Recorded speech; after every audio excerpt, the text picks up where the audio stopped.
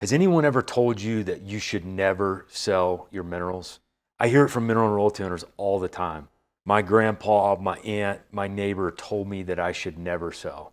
Well, today we're going to take up this exact topic of the never sell mindset. We're going to talk about what I think contributes to the never sell mindset. We're going to talk about why I think there's a better way to approach mineral ownership. And finally, why you should never say never. My name's Stephen Hatcher. I'm a professional mineral buyer and attorney, and I've spent the last decade buying and selling oil and gas properties across the United States. I created the Minerals Guy to provide tailored content to mineral and royalty owners just like you so that you have a better understanding of what you own and the value of your minerals and royalties. So stay tuned and learn something.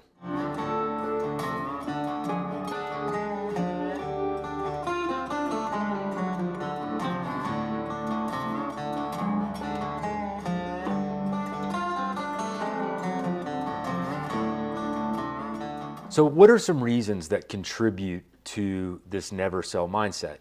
I can think of two right off the top of my head. The first is that it doesn't cost you anything to hold your minerals, whether for 1 year or 5 years or 50 years down the road. These minerals can stay on your personal balance sheet indefinitely, and it won't cost you anything because what you own is a cost-free interest in any oil and gas that's produced from your property. The second is the concept that your minerals could be worth more at some point in the future than they are today. So the concept is it doesn't cost me anything to hold, and if they're going to be worth more in the future, then I should not sell.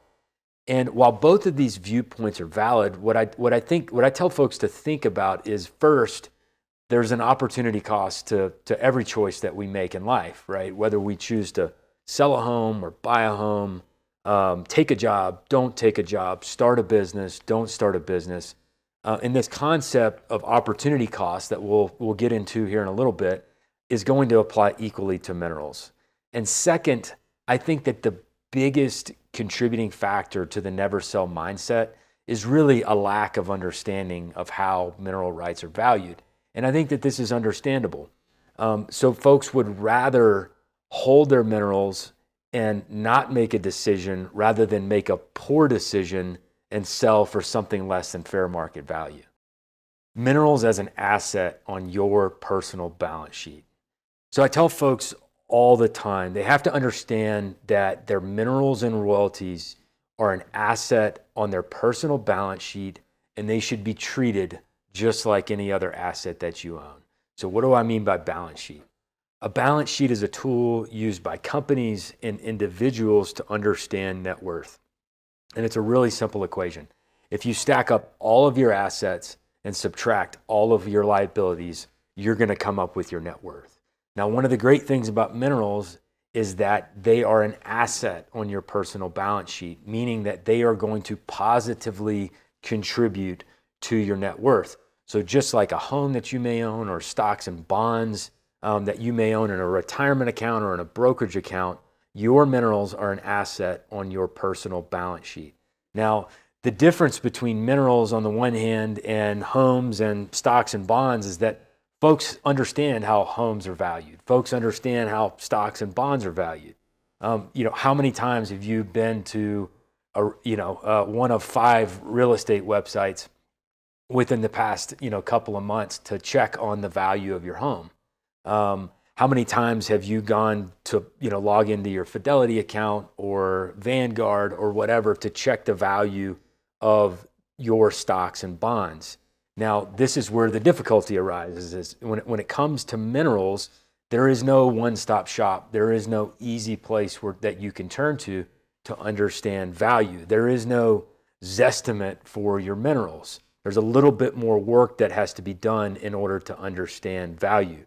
Now, I think that this lack of understanding, right, it leads to this never sell mindset. And what it leads to is folks treating their minerals differently than other assets on their personal balance sheet. Whereas, folks are comfortable selling homes because they understand value. They're not comfortable selling minerals because they don't understand value. So really what I think your grandpa was trying to tell you is not that you should never sell.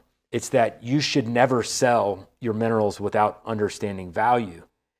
And said in a different way, you should never sell anything without understanding the value of it before you sell it.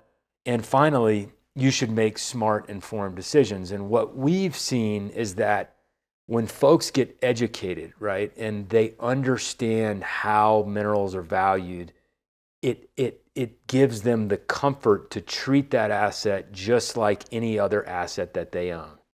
So you ask, what do I do? How do I get educated? Well, that's exactly why I've created this content, right? It's to help folks educate themselves about the value of their minerals and royalties. So the first thing that you got to do is you got to watch all of my videos, right? And just a couple of other, things off the top of my head. You have to start managing your minerals just like you manage any other asset that you own, right? You have to maintain good records. Don't just cash your check and throw your check stubs in the trash, right? You have to understand, where is this property located? You know where your home is located. Why don't you know where your minerals are located? And as we delve in deeper, it's things like, how many wells have been drilled on my property? How many wells could be drilled on my property? Which formations are they producing from? And we're going to delve further and further into the detail to help folks understand value as we get farther along. But the first and foremost, right, you have to educate yourself. And once you educate yourself and you understand value, it unlocks doors, right?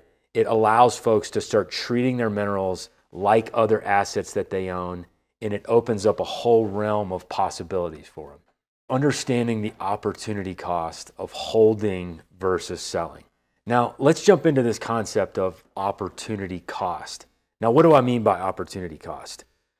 Opportunity cost in its simplest form means that an opportunity taken is an opportunity forgone, right? And so it's the idea that if we choose path A, right, we can't also choose path B. And that's true for a lot of things in life. If you think about, the decision to buy a home or sell a home or take a job or not take a job, an opportunity taken, a house bought, right, is an opportunity forgone, in that you're not going to own your old home anymore, and it's going to take you down a different path. Now, what do I mean about opportunity cost in minerals, right? So your minerals can stay on your personal balance sheet forever. That is certainly your prerogative. But alternatively, you could trade them for a different asset. So when I'm talking about opportunity cost in minerals, what I really mean is, if you could sell and realize fair market value for your minerals, what else would you do with the cash, right? And so when we're talking about judging opportunity cost, you have to look at it both ways. You have to say, what is the opportunity cost of continuing to hold my minerals? And what is the opportunity cost of selling them? And really, a lot of this comes down to value judgment, right? This is a personal question for you and for your family to think about and discuss. And the question at its core really is there an asset that I would rather own than these minerals? If I could realize full fair value for my minerals, is there another asset that I would rather own? Now, some folks may answer that and they may say, I absolutely love my minerals. I will never part with them. But a lot of folks look at what's important to them. They say, my heart is over here. This is what I want to pursue. And they make a value judgment decision about where they want to spend their time, where they want to spend their money, where they want to spend their efforts. So going back to the concept of treating your minerals like any other asset on your personal balance sheet, we make value judgments and trade assets on our personal balance sheet all the time. A great example is, the 3-bedroom, 2-bath house that you and your wife bought, when you first got married. Well, what happened? You had a couple of kids, or another house became available that you liked more, and you made a value judgment and you bought a bigger home. So that is what I'm trying to convey when I'm talking about opportunity cost. It applies equally to minerals as it does to really any other decision that we make about assets on our personal balance sheet. Okay, folks, so let's wrap it up. So today we've talked about the never sell mindset. We've talked about reasons for it and why I think there's a better way to approach mineral ownership.